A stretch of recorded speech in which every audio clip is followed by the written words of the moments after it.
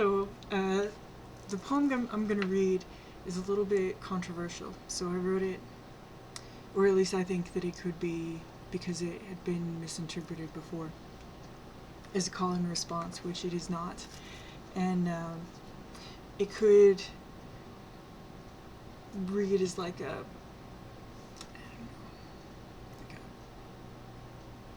it's a little biting.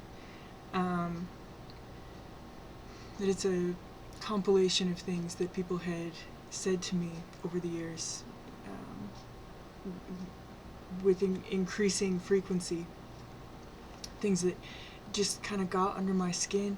You know, I think most of us probably have the experience of bumping into at least one person who just kind of takes a little bit of our faith in humanity away. And we're just kind of left like, what? You know, and sometimes it takes someone to like that to really strongly illustrate something that was always there that maybe we didn't see before.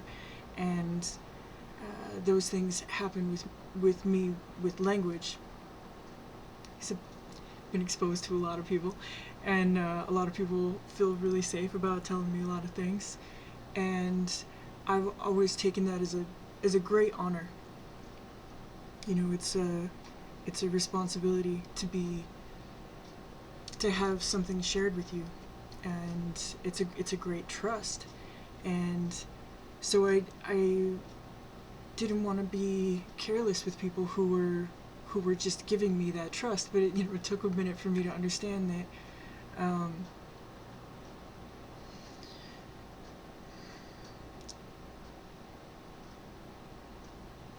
that there are people out there who are just straight up manipulative. I know that sounds silly, but I really think that you know, oftentimes evil to whom evil occurs, right? So simple people see simple people, and everyone starts off with an A with me. So I think of people as these infinite, complex mysteries, and that they're really interesting and powerful, and I don't know if I think that there's like fate and that there's things meant to be. I've definitely felt that, but I can't say that I strongly believe that. I think oftentimes that philosophy is used to justify atrocity, and you're like, oh well, this is just like training day. I was like, fuck you. Like, that's not even cool. So in that spirit, there are just some things that people kept saying to me that increasingly started to disturb me, and I felt that they were revealing a grossness to me, like, because they believed that they were sharing their perspective with me, and because I was listening, that would just be my perspective. And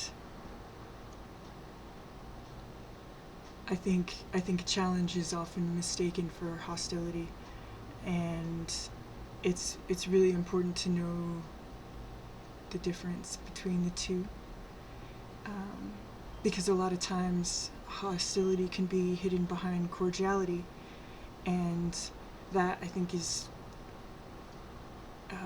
very, I mean, it's a form of linguistic cruelty, I guess, that is poorly understood, or maybe it's perfectly understood and I'm just slow because I don't like it. I just think, why would you do that with your words? Why would you do that with your words? So here are some of the things that I was like, I don't like this. And some of them, most of this is just direct quotes. But some of it is inference that I could be sure of. So it's not like I I imagine that they felt this way. They made this way of feeling perfectly clear. There could be no doubt. And I was a baby, I was 26. I was so tiny, and I was so frustrated because I thought, oh, okay, I'm grown now. And this will start to ebb. And I had accomplished so much, and I was so, like, I felt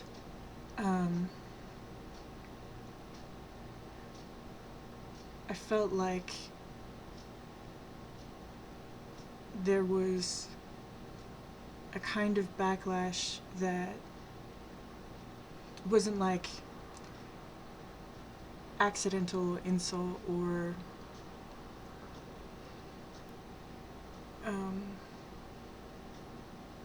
just not knowing, like ignorance, but a deliberate attempt to stunt or thwart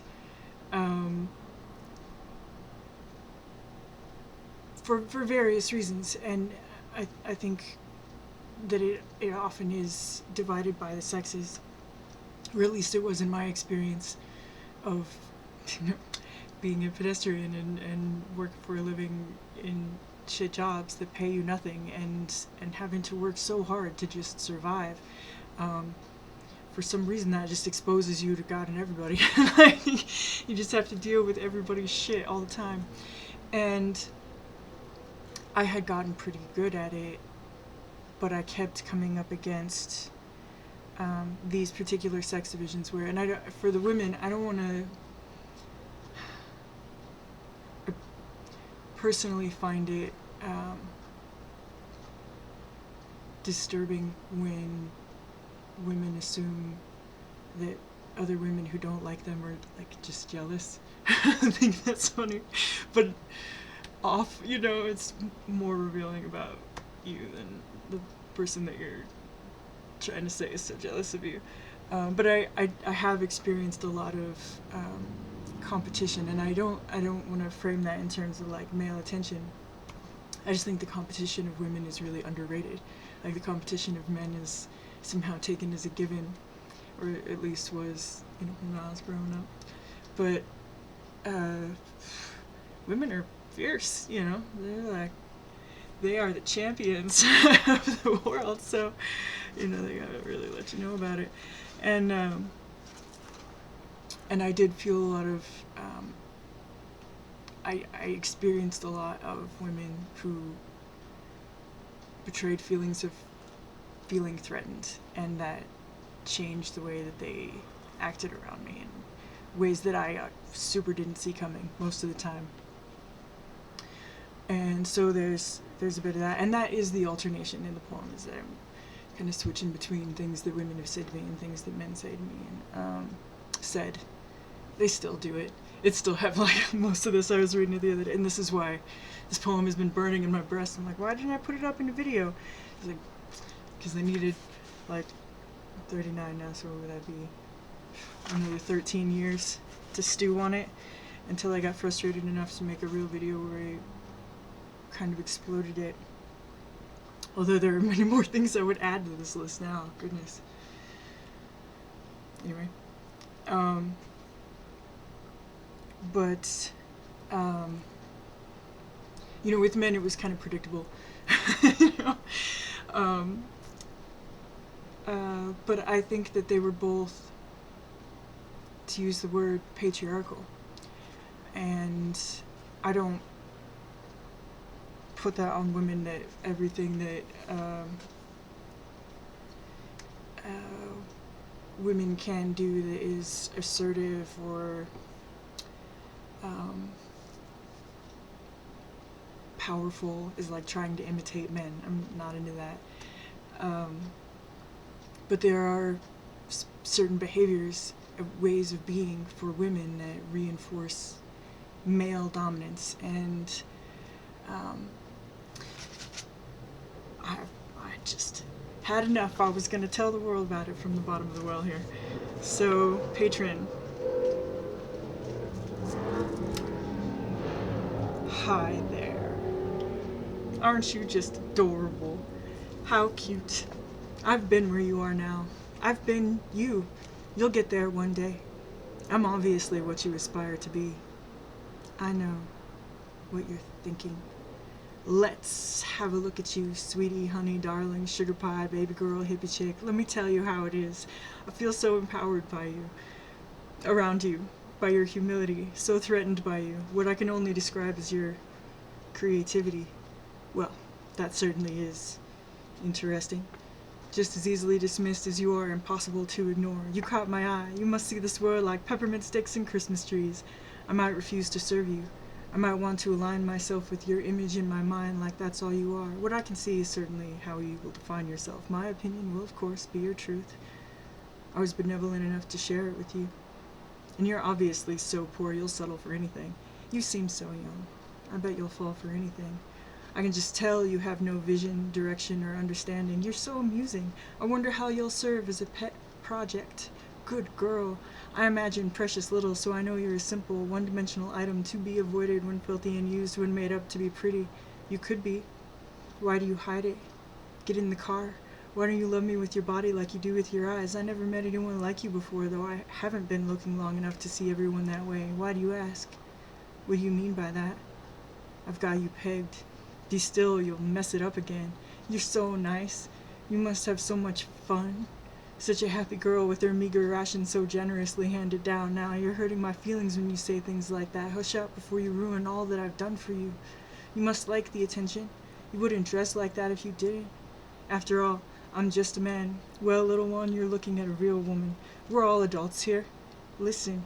Look me in the eyes while I cover you with derision. Don't look me in the eyes unless you're prepared for me, because I take it as an invitation, coughing and shuffling loudly to spring such a trap. Look up, look away. You have no right and no say. How dare you meet me halfway?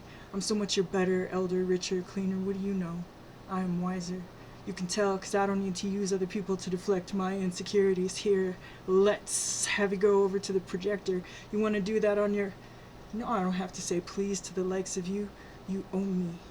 I know you. 'Cause even though you share a little, I'm an expert at assuming. And of course you love me. And you're grateful. And there's nothing you wouldn't do for me. Is there? I know how to stroke expertly. Like a fast food restaurant manager. Or a pimp. Or the one who trained me. To whom I'll always defer. Good job. Wouldn't you rather sit closer? Maybe in my lap or at my feet? As I am to God, so you shall be to me. Yeah, so mad. So anyway, if you're watching this video, it probably doesn't apply to you. But it is around, and you probably can relate. It's hopefully not, but, you probably can. Anyway, it's not just you. Thank you, all 2 of my regular watchers. Unnamed. I love you. All right.